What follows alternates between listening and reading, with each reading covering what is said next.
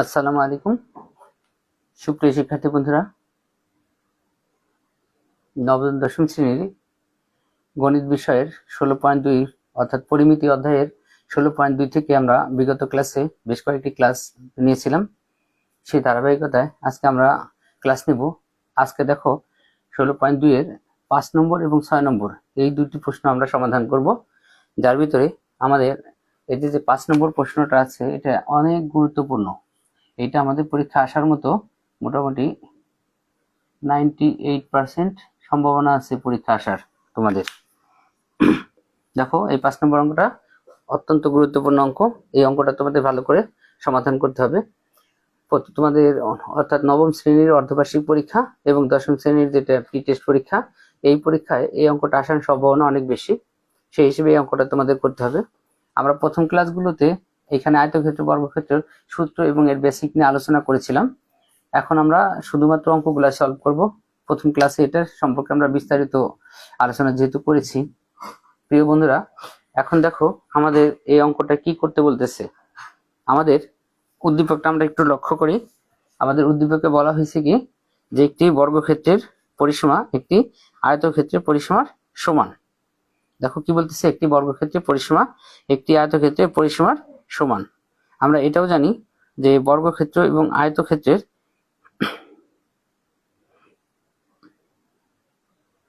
বর্গক্ষেত্র আয়তক্ষেত্র বা যে কোনো কিছুর পরিসীমা বলতে আমরা কি বুঝি? আমরা পরিসীমা বলতে বুঝি হলো এর যতগুলা বাহু থাকবে সেই বাহুগুলার সমষ্টি বা যোগফল। অর্থাৎ আমাদের আয়তক্ষেত্র, বর্গক্ষেত্র, রম্বস, সামুদ্রিক যাই বলি, এর প্রত্যেকটারই কয়টা করে বাহু আছে? 4টা করে বাহু আছে। এবং এই 4টা করে বাহুর সমষ্টি কি আমরা হলো কি বলি? পরিসীমা বলে থাকি। তাহলে দেখো প্রিয় শিক্ষার্থী বন্ধুরা, তাহলে আমাদের যে কাজটা এখন করব যে এখানকার প্রথমে শর্তে বলতেছি কি, দেখো যে বর্গক্ষেত্রের পরিসীমা একটি আয়তক্ষেত্রের পরিসীমার সমান। এলো প্রথম অংশ। দ্বিতীয় অংশটা বলতেছে দেখো আয়তক্ষেত্রটির দৈর্ঘ্য প্রস্থের 3 গুণ। অর্থাৎ আয়তক্ষেত্র নিয়ে আমরা অঙ্কটা শুরু করব। সেখানে একটা শর্ত দিয়ে দিছে যে দৈর্ঘ্য হবে হলো প্রস্থের 3 গুণ। আর আমরা এটাও জানি আয়তক্ষেত্রের দৈর্ঘ্য সবসময় বড় হয় এবং প্রস্থ সবসময় ছোট হয়। এবং ক্ষেত্রফল 768 বর্গমিটার, অর্থাৎ মোট ক্ষেত্রফলটা দেওয়া আছে। তৃতীয় যে অংশটা সেখানে বলতেছে প্রতিটি 40 সেন্টিমিটার বর্গাকার পাথর দ্বারা, দেখো প্রতিটি 40 সেন্টিমিটার বর্গাকার পাথর দিয়ে বর্গক্ষেত্রটি বাঁধতে মোট কতটি পাথর লাগবে। অর্থাৎ আমাদের এখানে 2-3টা ধাপ আছে। এই 2-3টা ধাপের ভিতরে আমাদের প্রথম যে কাজটা করতে হবে, এই আয়তক্ষেত্র নিয়ে কাজ করে আমরা দৈর্ঘ্যপ্রস্থ বের করব, সেইখান থেকে পরিসীমা বের করব। এলো আমাদের প্রথম ধাপ। প্রথম ধাপটা কি হইতেছে? আয়তক্ষেত্র নিয়ে দৈর্ঘ্যপ্রস্থ এবং পরিসীমা বের করব। তখন এই পরিসীমা যদি আমরা পাই, তখন এই আয়তক্ষেত্রের পরিসীমা হলো বর্গক্ষেত্রের পরিসীমা। তখন আমরা আয়তক্ষেত্র থেকে বর্গক্ষেত্রে চলে যাব। তাহলে বর্গক্ষেত্রে যাব, এরপরে এই বর্গক্ষেত্রের ক্ষেত্রফল বের করব। বর্গক্ষেত্রের ক্ষেত্রফল বের করার পরে আমরা পাথর বা টাইলস যাইগুলো সেটা নিয়ে কাজ করতে পারবো। অর্থাৎ আমাদের 3 ধাপে কাজটা হবে। আমাদের প্রথম ধাপে হলো আয়তক্ষেত্রের দৈর্ঘ্যপ্রস্থ নিয়ে কাজ করব, ভাঙায়া দৈর্ঘ্যপ্রস্থ বের করব, পরিসীমা বের করবো। এটা প্রথম ধাপ। দ্বিতীয় যে ধাপটা, সেই ধাপে আমরা হলো বর্গক্ষেত্রের আয়তক্ষেত্রের পরিসীমা থেকে বর্গক্ষেত্রের পরিসীমায় যাব। সেই বর্গক্ষেত্রের পরিসীমা ব্যবহার করে আমরা বর্গক্ষেত্রের ক্ষেত্রফল নির্ণয় করে ফেলবো। তারপরে তৃতীয় ধাপে এই বর্গক্ষেত্রে আমরা টাইলস, পাথর, ইট যাই বলুক সেটা দিয়ে বাধাই করতে মোট কতগুলো লাগে সেটা বের করব। অর্থাৎ এই অঙ্কটা আমাদের মোট 3টা ধাপ আছে। অর্থাৎ এই যে উদ্দীপকটা দেখো 5 নম্বরের, এই ফুল এইখান থেকে একটা ফুল সৃজনশীল অঙ্ক করা যাবে। এই একটা উদ্দীপক দিয়েই তোমাদের 3টা সৃজনশীল এখানে ক খ গ দিয়ে অঙ্ক আমরা করতে পারবো। আমরা যেহেতু সৃজনশীল করতেছি না, সম্পূর্ণ প্রশ্নটা আমরা সলভ করব। তোমাদের যেহেতু শুরুতে বলছি কি, আমাদের যেহেতু মাঝখানে একটা শর্ত দিয়ে দিছে আয়তক্ষেত্রের দৈর্ঘ্য প্রস্থের 3 গুণ, এই অংশটা নিয়ে আমরা কাজটা শুরু করব। তাহলে প্রিয় শিক্ষার্থী বন্ধুরা, দেখো আমরা আর বেশি কথা না বাড়িয়ে এখন অঙ্কে চলে যাব। তাহলে দেখো প্রিয় বন্ধুরা, আমরা এর সমাধানে যদি চলে যাই, আমি এখানে অঙ্কের নাম্বারটা দিয়ে দিলাম 5 নাম্বার। এখন আমরা প্রথম কাজ করব বলছি আয়তক্ষেত্র নিয়ে। আমরা শুরুতে জন্য লিখবো যে মনে করি, এখানে ওরা যে শব্দ ব্যবহার করবে সেভাবে ব্যবহার করবো। ওরা যদি আয়তক্ষেত্রে বলে আমরা আয়তক্ষেত্রে লিখবো, ওরা আয়তাকার ক্ষেত্রে বলে আমরা আয়তাকার ক্ষেত্রে লিখবো। যেহেতু আয়তক্ষেত্রে শব্দটা ওরা ব্যবহার করছে, সেজন্য আমরা লিখবো যে মনে করি, দেখো আমরা কি লিখবো, মনে করি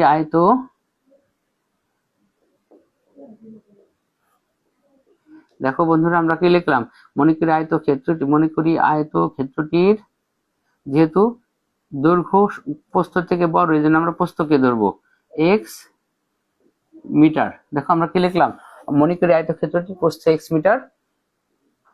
অতএব আয়তক্ষেত্রটির, দেখো প্রশ্নে বলে দিচ্ছে আয়তক্ষেত্রের দৈর্ঘ্য, দেখো এখানে বলছিল আয়তক্ষেত্রটির দৈর্ঘ্য প্রস্থের কয় গুণ, প্রস্থের 3 গুণ। এই জন্য আমরা এখানে 3 গুণ যেহেতু, তাই লিখবো 3x মিটার। দেখো আমরা এখানে কি লিখে ফেলাম, আয়তক্ষেত্রটির দৈর্ঘ্য প্রস্থের যেহেতু 3 গুণ, এই জন্য আমরা দৈর্ঘ্য লিখলাম 3x। এরপরে লক্ষ্য করো আমাদের প্রশ্নে যেটা দেওয়া থাকবে আমাদের সেই সূত্রে যাইতে হবে।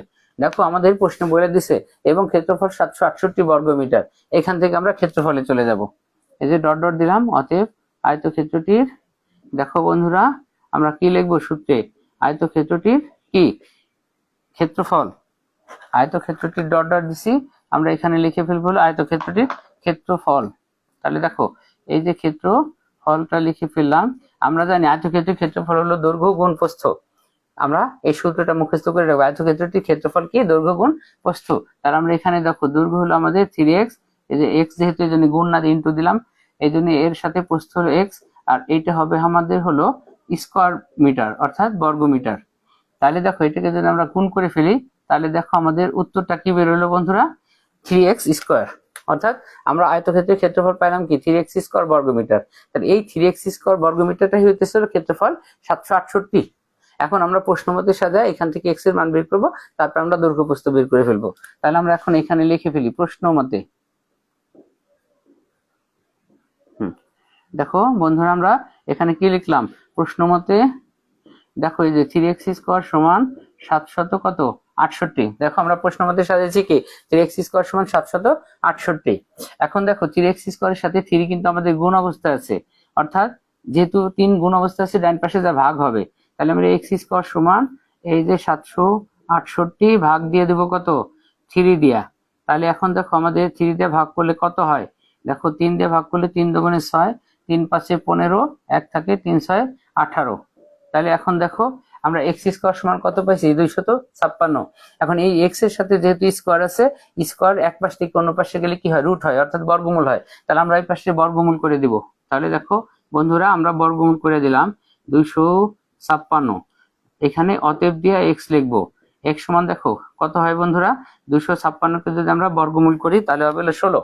তাহলে দেখো আমরা x কাকে ধরছিলাম, আয়তক্ষেত্রটির প্রস্থকে আমরা x ধরছিলাম, অর্থাৎ আয়তক্ষেত্রটির প্রস্থের মান কিন্তু আমরা অলরেডি পেয়ে গেছি 16 মিটার। এখন এইখান থেকে আমরা দৈর্ঘ্য নির্ণয় করব, আমরা সংক্ষেপে দৈর্ঘ্য আর প্রস্থ লিখব। অতএব আমরা লিখি অতএব প্রস্থ সমান কত মিটার, দেখো বন্ধুরা কি লিখলাম, প্রস্থ সমান 16 মিটার। অতএব এইখান থেকে আমরা দৈর্ঘ্য বের করে ফেলবো। আমাদের দৈর্ঘ্যটা হইতেছিল দেখো 3x, অর্থাৎ এই 16 রে 3 দিয়ে গুণ করতে হবে। 16 গুণ কত দেখো তো 3, তাহলে 3 16 কত হয় 48 মিটার। তাহলে দেখো প্রিয় বন্ধুরা আমরা কিন্তু দৈর্ঘ্য প্রস্থ পেয়ে গেছি, দৈর্ঘ্য হলো 48 মিটার, প্রস্থ হলো 16 মিটার। অতএব পরিসীমা বের করে ফেলবো আমরা। অতএব দেখো আমরা পরিসীমার সূত্র বের করে ফেলবো। পরিসীমার সূত্র হলো 2 ইন্টু দৈর্ঘ্য যোগ প্রস্থ।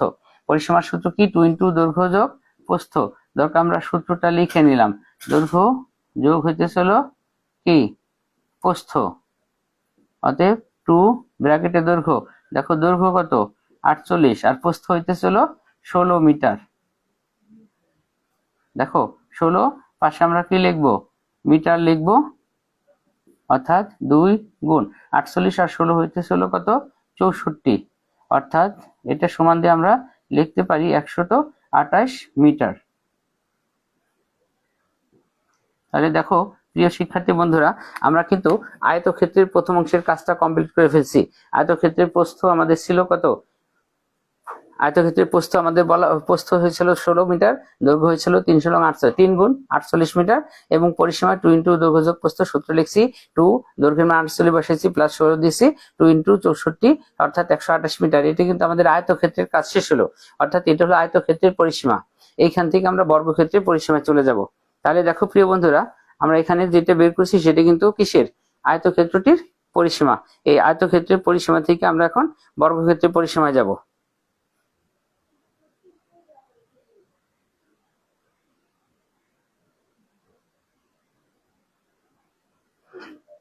দেখো প্রিয় শিক্ষার্থী বন্ধুরা, আমি কিন্তু তোমাদের বলেছি তোমরা যারা ক্লাসে জয়েন করবা দয়া করে ক্লাসটা শেয়ার করে দেবা। তোমরা প্রত্যেকে যদি ক্লাসটা শেয়ার করে দাও তাহলে তোমাদের অন্যান্য বন্ধু বান্ধবরা দেখতে পারবে এবং তারাও আশা করি উপকৃত হবে। আর যেহেতু এটা আমাদের লাইভ ক্লাস, এখানে তোমরা ক্লাসগুলো শেয়ার করে দিলে কি হবে, অনেকে ক্লাসগুলো দেখবে এবং তারা উপকৃত হবে। আচ্ছা প্রিয় শিক্ষার্থীরা, তোমরা কি করো, ক্লাসটা পারলে শেয়ার করে দাও। এরপরে দেখো আমাদের প্রথম অংশের কাজ কিন্তু শেষ। আমরা সেটা বলছিলাম যে আয়তক্ষেত্রের প্রথম অংশটা আমরা কি করছি, পরিসীমা মানে এটা হলো আয়তক্ষেত্রের পরিসীমাটা বের করে ফেলছি। এরপরে দ্বিতীয় যে ধাপটা আমরা সেই ধাপে এখন যাব। এরপর থেকে এখান থেকে আমরা কি বের করব, আয়তক্ষেত্রের পরিসীমা থেকে আমরা এখন বর্গক্ষেত্রের পরিসীমায় চলে যাব। এরপরে আমরা বর্গক্ষেত্রের পরিসীমা নির্ণয় করে ফেলবো। দেখো তাহলে আমরা কি করে ফেলি, এখন এটাকে আমরা মুছে ফেলতে পারি।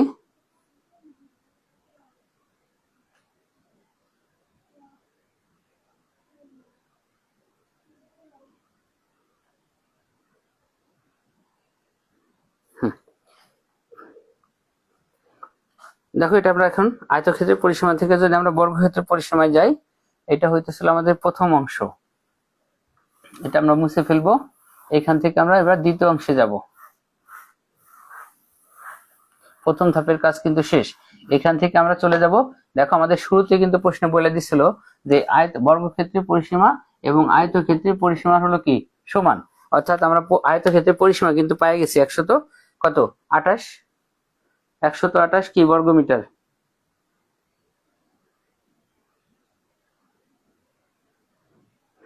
সেখান থেকে আমরা এখন চলে যাবো হলো বর্গক্ষেত্রে। আমরা নিচে লিখবো যে একটা শর্ত লিখে নিব,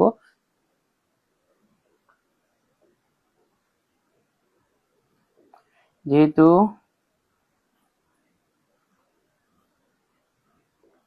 দেখো আমরা শর্তটা লিখে নিতেছি, যেহেতু আয়তক্ষেত্রটির পরিসীমা ও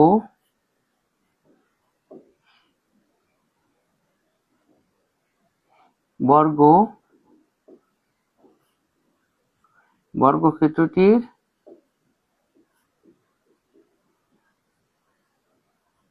পরিসীমা সমান।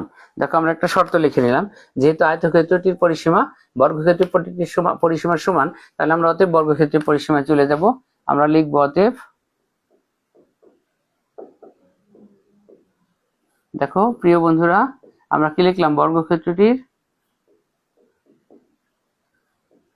পরিসীমা, তাহলে আমরা বর্গক্ষেত্রের পরিসীমা কিন্তু পেয়ে গেছি 128 মিটার।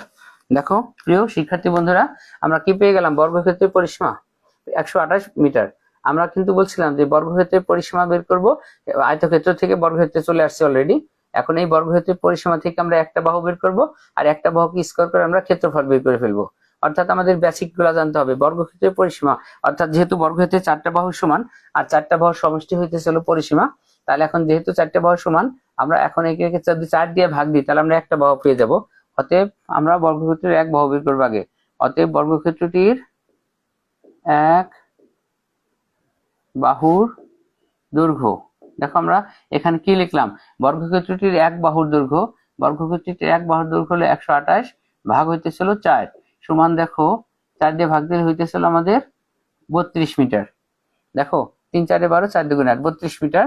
এখান থেকে আমাদের বর্গক্ষেত্রটির ক্ষেত্রফল বের করে ফেলতে হবে।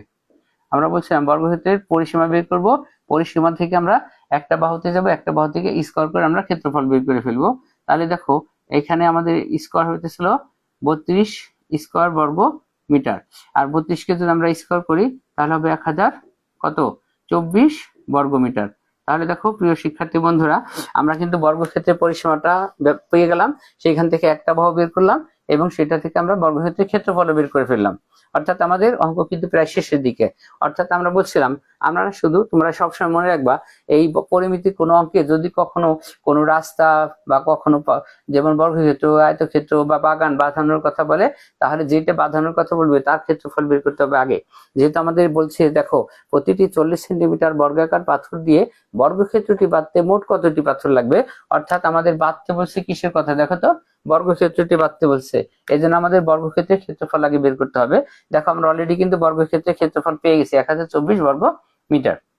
অর্থাৎ এখন এই যে এটা বের করার পরে আমাদের যদি বলে একটি পাথর দিয়ে বাঁধানোর কথা, তাহলে একটা পাথরের ক্ষেত্রফল বের করতে হবে। যদি আমাদের বলতো ইট দিয়ে বাঁধানোর কথা, একটা ইটের ক্ষেত্রফল বের করতে হবে। যদি বলতো টাইলস দিয়ে বাঁধাতে হবে, একটা টাইলসের ক্ষেত্রফল বের করতে হবে। যেহেতু আমাদের এখানে বলে দিছে প্রতিটি 40 সেন্টিমিটার বর্গাকার পাথরও কিন্তু বর্গাকার, মানে চারদিক সমান, সেই 40 সেন্টিমিটার এক আকৃতির পাথর। এই জন্য আমাদের এখন একটা পাথরের ক্ষেত্রফল বের করতে হবে। তাহলে আমরা এখন নিচে লিখি, অতএব দেখো প্রিয় বন্ধুরা, আমরা কি লিখলাম, একটি পাথরের ক্ষেত্রফল। দেখো একটি পাথরের ক্ষেত্রফল। এখন আমরা 3 লাইনের কাজ 1 লাইনে করব। দেখো আমাদের এই পাথরটা আকৃতিতে 40 সেন্টিমিটার, অর্থাৎ 40 সেন্টিমিটার রয়েছে। এই সেন্টিমিটারকে আমরা 100 দিয়ে ভাগ করে আগে মিটার বানাবো। তাহলে দেখো আমরা এই যে একটা ছোট দাগ দিলাম, 40 রয়েছে, এই 40 এর নিচে আমি কি করলাম, 100 দিয়ে ভাগ করলাম। এটা কি হয়ে গেল, এখন 40 সেন্টিমিটার অলরেডি মিটার হয়ে গেছে। এখন এই মিটারকে যদি আমি একবারে স্কোয়ার করে দিই, তাহলে কিন্তু এটা কি হয়ে গেল, বর্গ মিটার হয়ে গেল। লক্ষ্য করো বন্ধুরা, এই যে আমাদের 40 সেন্টিমিটার বলছে, দেখো প্রশ্নে লক্ষ্য করো 40 সেন্টিমিটার বলছে। এই 40 সেন্টিমিটারকে যদি আমি 100 দিয়ে ভাগ করি একবারে, তাহলে আমরা কি পেয়ে যাব, মিটার পেয়ে যাব। যেহেতু আমাদের বর্গক্ষেত্রে একটি পাথরের ক্ষেত্রফল বের করতেছি, আর পাথরটি বর্গাকার, এই জন্য আমরা তাকে স্কোয়ার করে দিলে আমরা কি পাবো, ক্ষেত্রফলও পেয়ে যাব। তাহলে আমরা 100 দিয়ে ভাগ করলাম। এখন দেখো বন্ধুরা, এখন প্রথমে ব্র্যাকেটের কাজ আগে করতে হবে। অর্থাৎ 40 কে 100 দিয়ে যদি আমরা ভাগ করি, হবে 0.4। তুমি ক্যালকুলেটর দিয়ে ভাগ করে দেখো 0.4 হবে। এবং আমরা বর্গমিটারে কি করলাম, স্কোয়ার দিয়ে বর্গমিটারকে ডট দিয়ে দিলাম। এখন আমরা 0.4 কে যদি স্কোয়ার করি, তাহলে আমাদের হবে 0.16। দেখো প্রিয় বন্ধুরা, আমাদের কিন্তু দুইটা ক্ষেত্রফলে অলরেডি আমাদের চোখের সামনে চলে আসছে। দেখো আমাদের বর্গক্ষেত্র ছিল, সেই বর্গক্ষেত্রের মোট ক্ষেত্রফল হলো 1024। এবং আমরা বলছিলাম যে আমাদের ইট দিয়ে বললে একটা ইটের ক্ষেত্রফল লাগবে, পাথর বলে একটা পাথরের ক্ষেত্রফল লাগবে, টাইলস বলে একটা টাইলসের ক্ষেত্রফল বের করতে হবে। সেই হিসেবে কিন্তু আমরা 1 লাইনে ব্যবহার করে 3 লাইনে কাজ করে ফেলছি। অর্থাৎ একটা পাথরের ক্ষেত্রফল পেয়ে গেছি।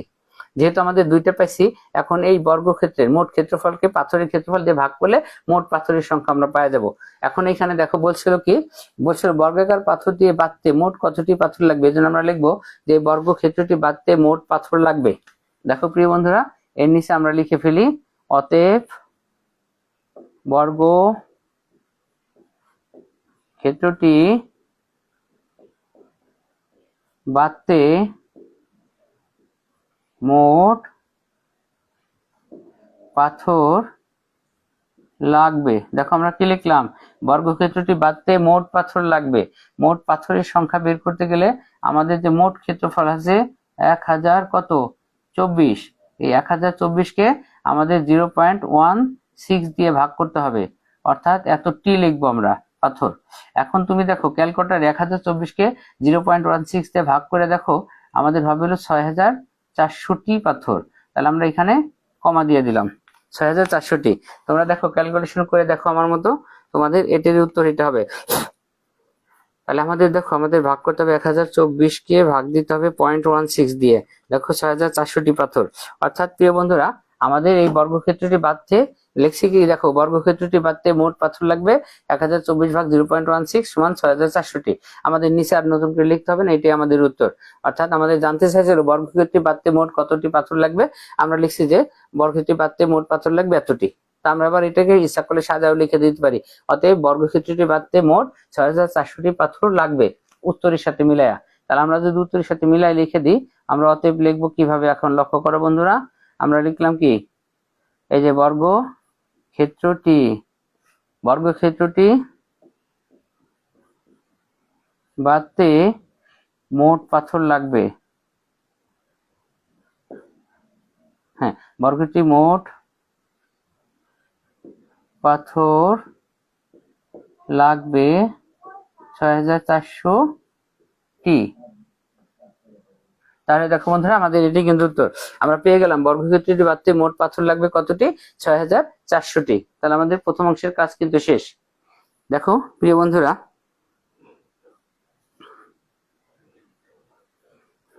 দেখো তাহলে আমাদের কিন্তু পুরোপুরি অঙ্কটা সলভ করা হয়ে গেল। তাহলে আমাদের কয়ের কাজ কিন্তু শেষ। এখন আমরা ক্ষয়ে চলে যাব।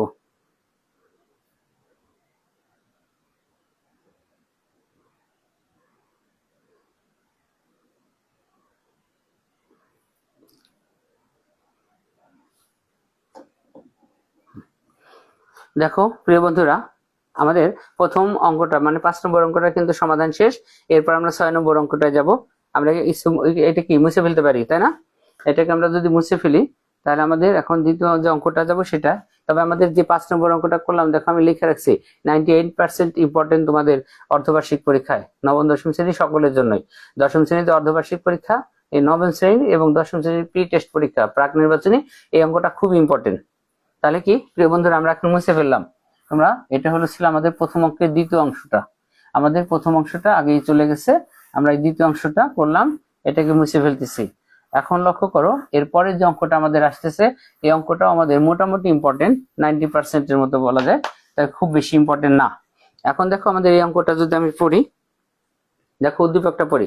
একটি আয়তাকার ক্ষেত্রের ক্ষেত্রফল 160 বর্গমিটার, অর্থাৎ আমাদের একটা আয়তক্ষেত্রের ক্ষেত্রফল কিন্তু অলরেডি দিয়ে দিয়েছে, অঙ্কে দিয়ে দিয়েছে যে ক্ষেত্রফল কত 160 বর্গমিটার। এরপরে বলতেছে দেখো, যদি এর দৈর্ঘ্য 6 মিটার কম হয়, মানে কোনোভাবে কোনো কারণে আমরা যদি দৈর্ঘ্যকে 6 মিটার কমাই ফেলি, তবে বলছে তবে ক্ষেত্রটি বর্গাকার হয়। কি বললো? ক্ষেত্রটি বর্গাকার হয়। আর এই যে ক্ষেত্রটি বর্গাকার হয়, দেখো কি লিখছে, তবে ক্ষেত্রটি বর্গাকার হয়। এই বর্গাকার হওয়ার অর্থটা হইতেছিল দৈর্ঘ্য এবং প্রস্থ সমান হয়ে যাওয়া। অর্থাৎ আগে যে দৈর্ঘ্য ছিল সেটাকে আমরা 6 মাইনাস করে দিব, অর্থাৎ 6 কমাবো। 6 কমানোর পরে যেটা হয়ে যাবে, তখন দৈর্ঘ্য আর প্রস্থ সমান হয়ে যাবে, তখন দৈর্ঘ্য প্রস্থ আর পার্থক্য থাকবে না। লাস্টে জানবার চাইছে আয়তাকার ক্ষেত্রটি দৈর্ঘ্য প্রস্থ নির্ণয় করো। যেহেতু দৈর্ঘ্য এবং প্রস্থ জানতে চাইছে, এটাকে আমাদের ধরতে হবে। তাহলে আমরা 6 নম্বর প্রশ্নটার সমাধানে চলে যাই। দেখো বন্ধুরা, আমরা এখানে আগের মতোই লিখবো কি, মনে করি ওদের ভাষাতেই লিখবো আয়তাকার ক্ষেত্রটির। তাহলে ওদের ভাষাতে যদি আমরা লিখি, তাহলে লিখবো হলো মনে করি, দেখো আয়তাকার ক্ষেত্রটির, এই শব্দটা আমরা একসাথে লিখবো। আয়তাকার ক্ষেত্রটির, যেহেতু দৈর্ঘ্যর কথা বলছে, দৈর্ঘ্য প্রস্থ নির্ণয়, তাহলে আমরা দৈর্ঘ্যকে ধরলাম এক্স, পাশে লিখবো কি মিটার। অতএব এই যে আয়তাকার ক্ষেত্রটির, আমরা দৈর্ঘ্যের পরে প্রস্থকে ধরবো হলো ওয়াই মিটার। দেখো আমাদের যে দৈর্ঘ্য প্রস্থ জানতে চাইছিল, যে আয়তাকার ক্ষেত্রটির দৈর্ঘ্য প্রস্থ নির্ণয় করো, এটা আমরা লিখলাম যে মনে করি আয়তাকার ক্ষেত্রটির দৈর্ঘ্য হলো এক্স মিটার, প্রস্থ হইতেছিল কি ওয়াই মিটার। এই যে দৈর্ঘ্য প্রস্থ পেলাম, এইখান থেকে আমাদের যাইতে হবে হলো অঙ্কে যে মানটা দিচ্ছে। দেখো তো বন্ধুরা, অঙ্কে আমাদের কি দিয়ে দিছে, এটা আয়তাকার ক্ষেত্রে কি দিচ্ছে, দেখো ক্ষেত্রফল 160 বর্গমিটার, অর্থাৎ এইখান থেকে আমাদের ক্ষেত্রফলের সূত্রে যাইতে হবে। আমাদের যদি অঙ্কে পরিসীমা দেওয়া থাকে, তাহলে পরিসীমার সূত্রে যাইতে হবে, কর্ণের দৈর্ঘ্য দেওয়া থাকলে কর্ণের দৈর্ঘ্যের সূত্রে যাইতে হবে। তাহলে আমরা এখান থেকে আয়তাকার ক্ষেত্রটির কি বের করে ফেলবো বন্ধুরা, ক্ষেত্রফল। অর্থাৎ একটু আগে আমরা বলছি ক্ষেত্রফলের সূত্র হলো দৈর্ঘ্য গুণ প্রস্থ। অর্থাৎ আমাদের এখানে দৈর্ঘ্য হলো এক্স, প্রস্থ হইতেছিল ওয়াই, অর্থাৎ এক্স ওয়াই, এক্স আর ওয়াই গুণ করলে এক্স ওয়াই হয়, তাহলে এক্স ওয়াই বর্গমিটার আমাদের ক্ষেত্রফল বের করা হয়ে গেছে। এখন এলো প্রথম অংশ। দ্বিতীয় যে মাঝখানে একটা অংশ আছে, দেখো বলতেছে যদি এর দৈর্ঘ্য 6 মিটার কম হয়, তবে একটি বর্গাকার হয়। লক্ষ্য করো, আমরা যদি এখানে এখন একটা চিত্র এঁকে কি তোমাদের বুঝাই, যে এইটা হলো আমাদের কি একটা আয়তক্ষেত্র। লক্ষ্য করো, এটা কি আমাদের একটা আয়তক্ষেত্র। এই আয়তক্ষেত্রে ধরো আমরা ধরে নিচ্ছি দৈর্ঘ্যটা হলো আমাদের এক্স মিটার, আর প্রস্থটাকে ধরছি কি ওয়াই মিটার। লক্ষ্য করো, এখন বলতেছে দৈর্ঘ্য যদি এখান থেকে 6 মিটার কমানো হয়, লক্ষ্য করো আমরা দৈর্ঘ্য থেকে, যে দৈর্ঘ্য থেকে 6 মিটার কমাই দিলাম, মানে মাইনাস করে দিলাম 6, এর পাশে ধরো মাইনাস করলাম 6, এটা মাইনাস করার ফলে লাস্টে এসে দেখো বলছিল এটি কি হয়, বর্গাকার হয়। দেখো আমাদের একটা চিত্র কিন্তু সমান হয়ে গেছে, অর্থাৎ এই বর্গাকার হওয়ার মানে হইতেছে কি, এই প্রস্থ এবং এই দৈর্ঘ্য সমান হয়ে যাওয়া। দৈর্ঘ্য আর প্রস্থ কি হয়ে যাবে, সমান হয়ে যাবে। অর্থাৎ দৈর্ঘ্য প্রস্থ সমান হওয়া মানে হইতেছে আমাদের বর্গাকার হওয়া। আচ্ছা, তাহলে আমরা এখন এটাকে মুছে ফেললাম। এখন যে কাজটা আমরা করব, প্রশ্ন মতে সাজাবো। তাহলে আমাদের প্রশ্ন মতে হবে দুইটা, আমরা লিখব প্রথম প্রশ্ন মতে।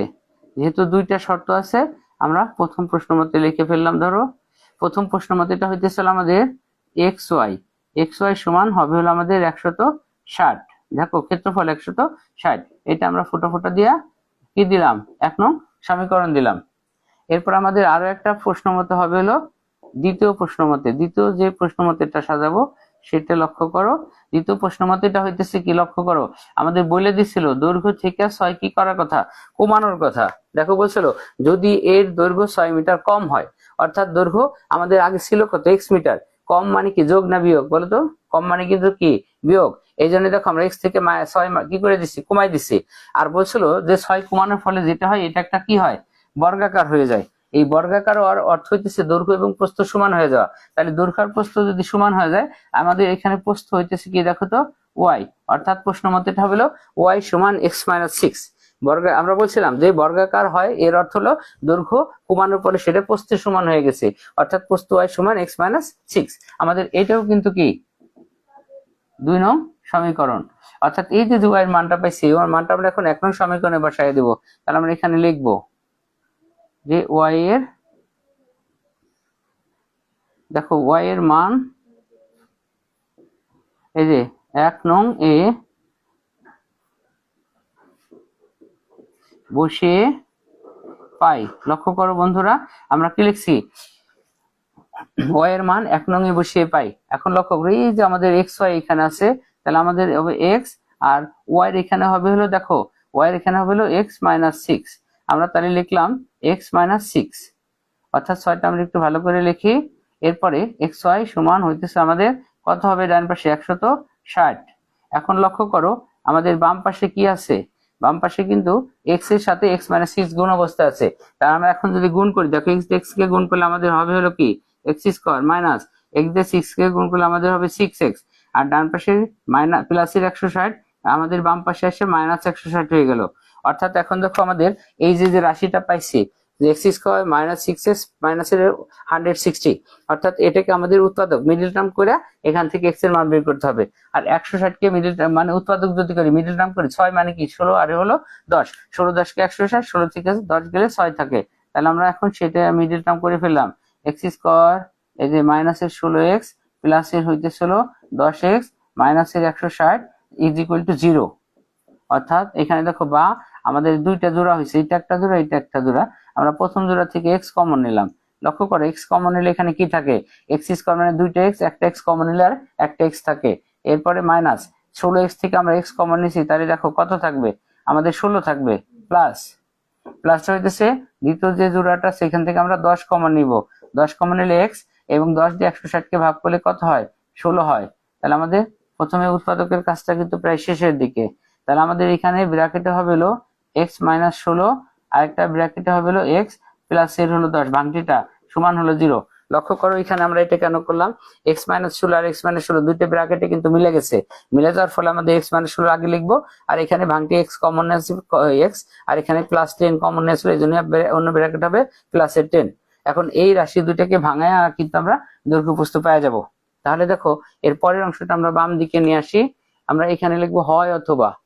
ধরো এখান থেকেই আমরা যদি কাজ শুরু করি, ধরো লিখলাম হয়, দেখো আমাদের হয় কত লিখবো, x - 16। দেখো x - 16 সমান 0। এই যে অতএব x সমান কত হইতেছে, আমাদের 16 হইতেছে। অর্থাৎ আমরা কিন্তু দৈর্ঘ্য পেয়ে গেছি বন্ধুরা। তাহলে দেখো আমাদের কি পেয়ে গেছি, x সমান 16 মানে আমরা কিন্তু দৈর্ঘ্য পেয়ে গেছি। এখন এই দৈর্ঘ্যটা যদি আমরা বসাই দিই 1 নং সমীকরণে, সেখান থেকে কিন্তু পাবো আমরা প্রস্থও কিন্তু পেয়ে যাব। তাহলে দেখো অলরেডি কিন্তু আমরা কি পাইছি, দৈর্ঘ্য প্রস্থ কিন্তু পেয়ে গেছি। আমরা একটু দেখি যে আমাদের ক্লাসে আজকে কে কে জয়েন করছে। ও প্রথমে আছে একটা, তারপরে Mehrunnesa madam, madam Rajarbagh high স্কুলের প্রধান শিক্ষিকা। থ্যাঙ্কস ম্যাডাম আপনাকে আমার ক্লাসে জয়েন করার জন্য। এরপর আসছে মাজেদ স্যার ধন্যবাদ। রোকন মন্ডল আমার সাবেক স্টুডেন্ট। আচ্ছা আর কে কে আছে, নেটের প্রবলেম দেখা যাইতেছে না ভালো করে। আচ্ছা সবাইকে আমার পক্ষ থেকে বিশেষ ধন্যবাদ, বিশেষ করে মেহরুন্নেসা ম্যাডামকে, যিনি ঢাকার বিখ্যাত একটা স্কুল রাজারবাগ হাই স্কুলের প্রধান শিক্ষিকা এবং স্বনামধন্য প্রধান শিক্ষিকা। আচ্ছা আচ্ছা যাক, তাহলে দেখো আমাদের যে কাজটা হইতেছিল, আমরা এখান থেকে কিন্তু মানটা বের করে ফেলতেছি। এখন এই মানটা যদি আমরা বের করতে পারি, এখানে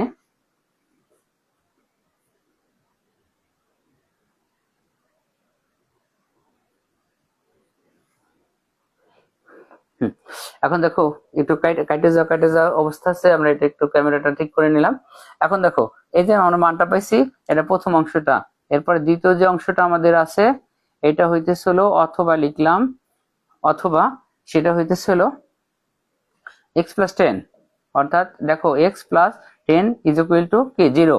অতএব এক্স সমান প্লাসের 10 ডান পাশে গেলে কি হবে মাইনাসের 10 হবে। দেখো আমরা যেহেতু পরিমিতির অঙ্ক করতেছি, এখানে যে মাত্রাগুলো দৈর্ঘ্য প্রস্থ থাকে এগুলা কখনো মাইনাস হয় না, জিরো হয় না। এখানে যেহেতু আমাদের এক্স সমান 16 হয়েছে, এটা সঠিক মান, এবং এখানে এক্স সমান -10 হয়েছে, এই মানটা কখনোই গ্রহণযোগ্য নয়। ঠিক আছে, এই জন্য আমরা এটাকে কি লিখবো, লিখবো যে গ্রহণযোগ্য নয়, গ্রহণযোগ্য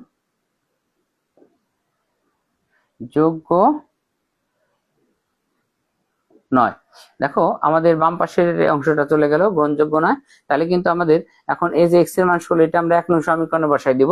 আমরা এখানে লিখি এক্স এর মান 1 নং এ বসিয়ে পাই। দেখো 1 নং সমীকরণটা আমাদের কি ছিল, 1 নং সমীকরণটা আমাদের ছিল হলো, দেখো সরি 1 নং তো না, আমরা 2 নং এ বসাবো। এখানে 1 নং লিখে ফেলছি, আমাদের এখানে হবে হলো 2 নং, আমরা 2 নং এ বসাবো। এখন দেখো 2 নং সমীকরণটা হইতেছে, দেখো y সমান x মাইনাস 6, অর্থাৎ x এর মানটা হইতেছে হলো 16 মাইনাস হলো 6, অর্থাৎ 16 থেকে 6 গেলে আমাদের কত থাকে 10। অতএব y সমান হইতেছে হলো 10। তাহলে দেখো প্রিয় বন্ধুরা, আমরা কিন্তু দুইটা মানই পেয়ে গেছি। দেখো আমাদের দুইটা মানের ভিতরে কি হয়েছে, আমাদের বলছিল যে দৈর্ঘ্য প্রস্থ নির্ণয় করো। দেখো এই যে প্রশ্ন বলছে আয়তাকার ক্ষেত্রটির দৈর্ঘ্য প্রস্থ নির্ণয় করো, অর্থাৎ আমরা কিন্তু পেয়ে গেছি। আমরা শুরুতে ধরছিলাম দৈর্ঘ্য হলো এক্স এবং প্রস্থ হইতেছিল ওয়াই। তাহলে এক্স এর মান 16, এটা হলো দৈর্ঘ্য, আর এখানে পিছু ওয়াই এর মান 10, এটা হলো আমাদের প্রস্থ।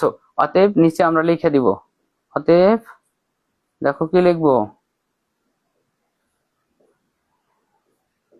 আয়তাকার ক্ষেত্রটির দৈর্ঘ্য 16 মিটার ও প্রস্থ 10 মিটার। এটাই কিন্তু আমাদের উত্তর। দেখো প্রিয় শিক্ষার্থী বন্ধুরা, তোমরা যারা ক্লাস দেখতেছো তোমাদের জন্য বিশেষ ধন্যবাদ। দেখো আমরা এখান থেকে কিন্তু দৈর্ঘ্য আর প্রস্থ নির্ণয় করে ফেললাম। তার মানে আমাদের আয়তক্ষেত্রের দৈর্ঘ্য হলো 16 মিটার এবং প্রস্থ হলো 10 মিটার। দেখো আমরা আজকে কিন্তু 16.2 এর দ্বিতীয় বা তৃতীয় দিন ক্লাস নিলাম। আমরা প্রতিদিন 2টা বা 3টা করে অঙ্ক সমাধান করি। আজকে 5 নম্বর অঙ্কটা অনেক বড় ছিল, এই জন্য তার সাথে 6 একটু ছোট অঙ্ক, এই জন্য আমরা 2টা সমাধান করলাম। যদি অঙ্কগুলো একটু ছোট হইতো তাহলে আমরা আরো একটা প্রশ্ন সমাধান করতে পারতাম 3টা। সেই হিসেবে আমরা আজকের মতো ক্লাসটা এখানে রাখতে যাব। তোমরা যারা ক্লাসে জয়েন করছো তাদের সকলকে বিশেষ ধন্যবাদ, এবং আগামী দিন একই সময়ে যেন আমরা ক্লাসে জয়েন করতে পারি সেই দোয়া রেখে তোমাদের শুভকামনা জানাই, এবং আজকের মতো এখানে শেষ করতেছি। সকলেই ভালো থাকো, সুস্থ থাকো, আল্লাহ হাফেজ।